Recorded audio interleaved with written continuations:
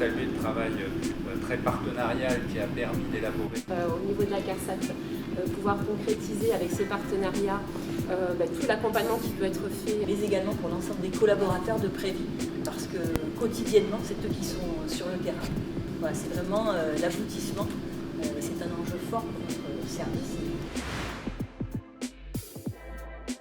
L'enjeu de ce CEPOM, il est double. C'est d'une part d'améliorer les conditions de travail pour les salariés et puis d'accompagner les entreprises dans le renforcement de la prévention des risques au travail. C'est un CEPOM de 3e génération qui vise à concilier à la fois des enjeux prioritaires au niveau national et les spécificités du territoire. Et donc, il s'appuie sur un diagnostic qui a été réalisé sur les territoires et qui a permis d'identifier les axes d'action prioritaires.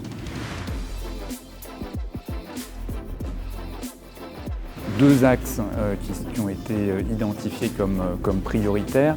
Le premier axe, c'est la prévention de la désinsertion professionnelle. On a chaque année en Occitanie plus de 10 000 inaptitudes qui sont identifiées. L'enjeu, c'est d'agir davantage en amont de façon à prévenir cette désinsertion professionnelle. Le choix de Prévi a été de se cibler sur le secteur du bâtiment, qui est probablement un de ceux où les enjeux sont les plus importants. Et puis le deuxième axe qui a été identifié, c'est le risque routier, première cause de mortalité au travail, avec un focus sur une profession qui est particulièrement exposée, notamment du fait des horaires décalés, ce sont les aides à domicile. L'enjeu de la prévention de la désinsertion professionnelle, c'est un enjeu qui est partagé entre les acteurs de la santé et les acteurs de l'emploi. Une des priorités de ce CEPOM, c'est de renforcer ce travail partenarial de façon à mieux accompagner les salariés. Donc concrètement, ça veut dire travailler en équipe entre le service de santé au travail, l'assurance maladie, les acteurs de l'emploi comme Cap Emploi, de façon à être en mesure d'accompagner le mieux possible les cas les plus complexes. C'est vraiment ça l'enjeu, renforcer l'action en amont de façon à trouver les solutions pertinentes pour chaque salarié.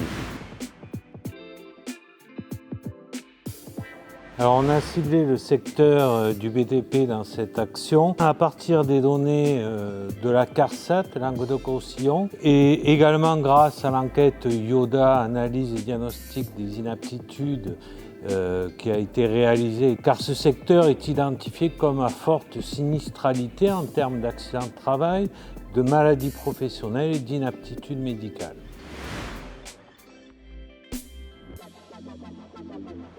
Il faudra promouvoir les visites de mi-carrière, voire même peut-être d'avancer l'âge de cette visite de mi-carrière au vu de l'usure professionnelle. Il y a également un fort enjeu en termes de mobilisation du fonds d'investissement de prévention de l'usure professionnelle avec nos partenaires de la CARSAT Risque Professionnel.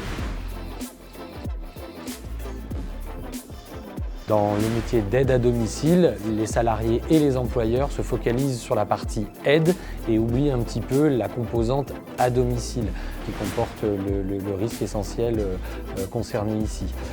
Et donc c'est d'éviter la banalisation de l'utilisation de tout mode de transport d'ailleurs, les nouveaux modes de transport compris, en particulier dans un département où il y a une action d'aide à domicile, beaucoup en secteur rural. On a plusieurs grands facteurs, l'organisation du travail, l'organisation des plannings, ça permet de travailler sur la cohérence des parcours qui vont être faits par les intervenants à domicile, travailler les trajets, les circuits, réduire le temps d'exposition au risque routier et optimiser les tournées, c'est concrètement réduire ce risque-là. Un point clé, c'est les communications. Interdire l'utilisation du téléphone au volant, formaliser et organiser les communications avec les équipes. Quand j'appelle, tu te stationnes, tu réponds, ou je ne t'appelle jamais quand tu te déplaces. Agir sur le matériel pour faire le tour des véhicules, constater s'il y a des anomalies sur les rétroviseurs, les phares, les feux stop, etc. Imaginer régulièrement de faire des sensibilisations sur le risque routier, la conduite, l'anticipation dans la conduite et la conduite en sécurité pour pouvoir, sur tous ces facteurs finalement, l'organisation, le matériel et la formation, prévenir au mieux ce risque-là.